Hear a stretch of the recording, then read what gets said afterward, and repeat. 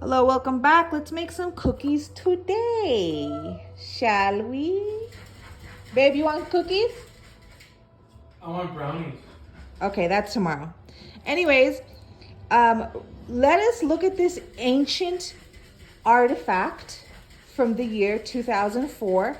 I believe it is 2004 because it says it like right here.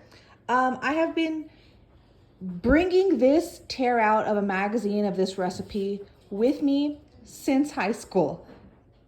I've only made this recipe a few times. It's actually quite delicious, but I think I had it in my mind. I was going to be some kind of Betty Crocker, Julia Child kitchen star or something, and I needed to have recipes in my repertoire just, for company or something.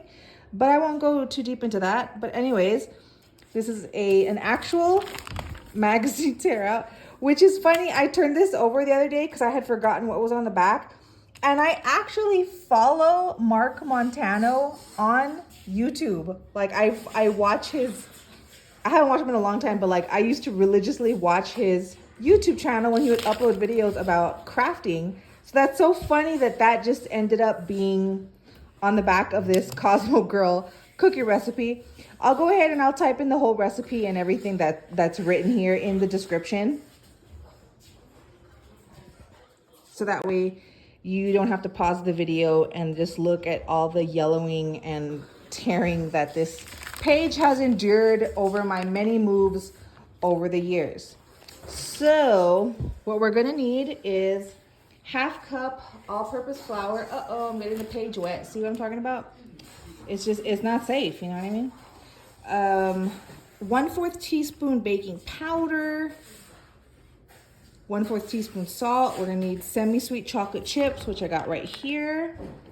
Unsalted butter. I always use Carrie's Gold butter. I think that's just like the best quality of butter. That I just believe it's the best quality butter. And we're gonna have 2 eggs, sugar, ground espresso, or it says ground espresso or other finely ground dark roast coffee beans.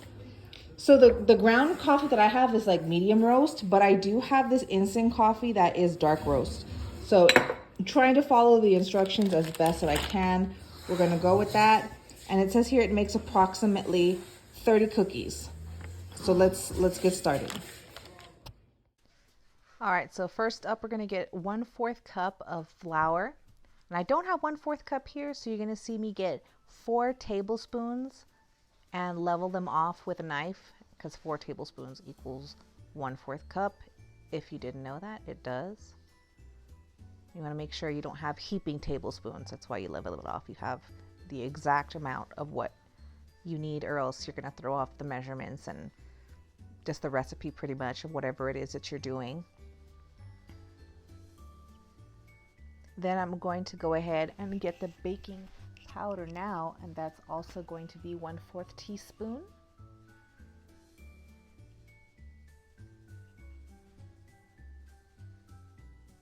And lastly, same measurement, 1/4 teaspoon, but this time of salt.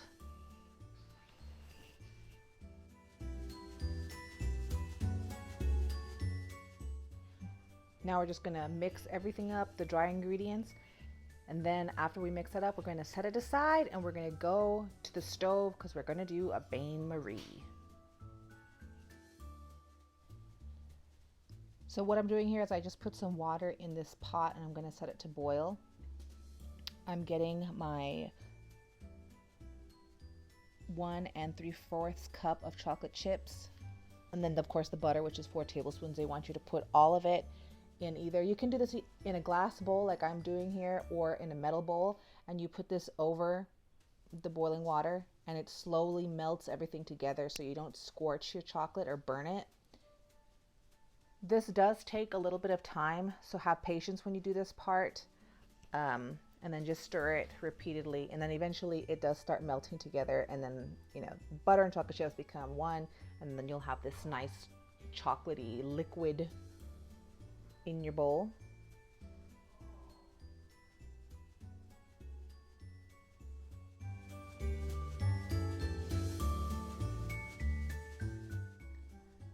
All right, so almost about 7-8 minutes later, As you can see here, everything's melted together. I'm just gonna keep stirring it.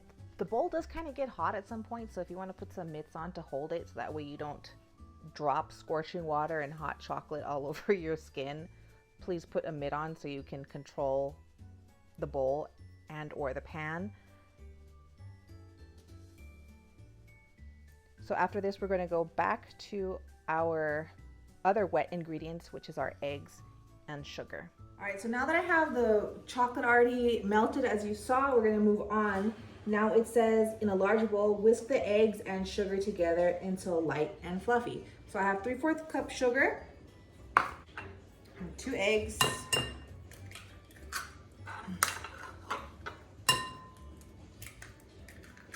beat until fluffy.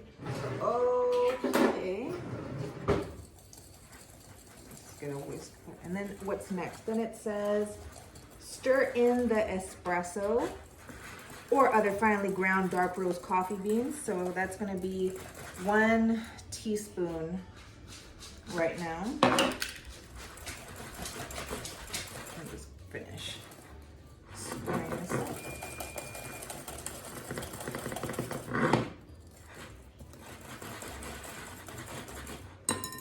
This is 1 teaspoon.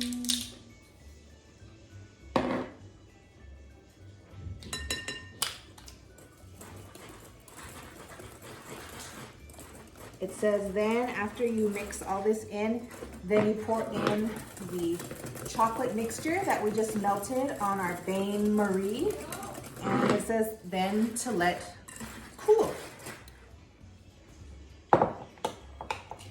Now, from what I know from cooking with like when you're pouring in hot stuff into eggs, which is what this over here is, you have to, they call it temper it, or you not temper it, but you have to pour it in slowly in batches because you don't want to have like scrambled eggs in your mixture on this side. So I'm just gonna pour a little bit and then I'm gonna mix just to like gradually bring it up to temperature. Cause like I said, like this is still like raw eggs. And if you put all of it in there at once, you're gonna just cook the eggs and you're gonna have scrambled eggs, and that's not what we want. So see, this still looks real velvety and chocolatey. So I'm gonna put, can I grab it yet?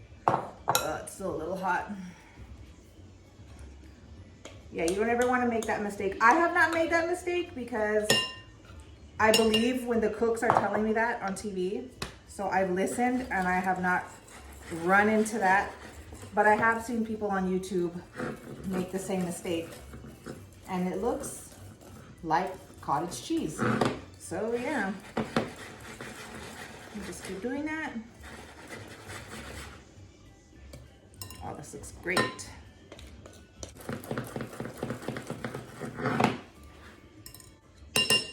And I guess also technically you could do this in the microwave in like 10 to 20 and then 30-second bursts. But I just feel doing it over the bain marie, you have more control from like scorching your chocolate. Okay, so let me finish stirring this.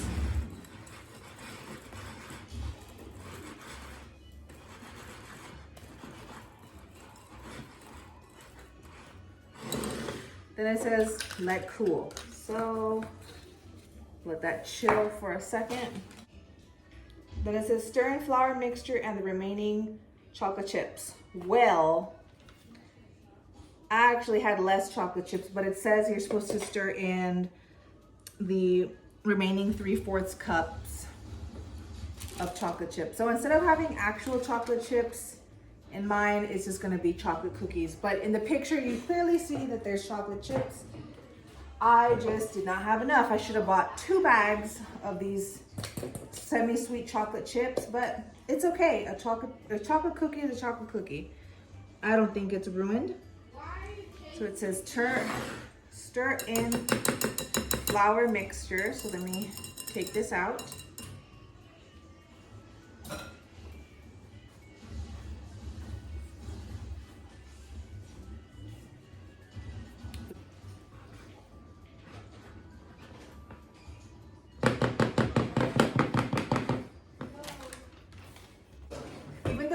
say I am gonna cover it with cellophane.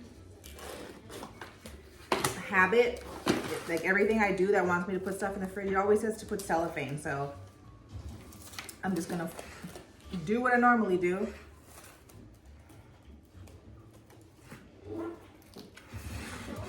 Right, put this in the fridge for about, let's do 20 minutes, because I'm in a hurry.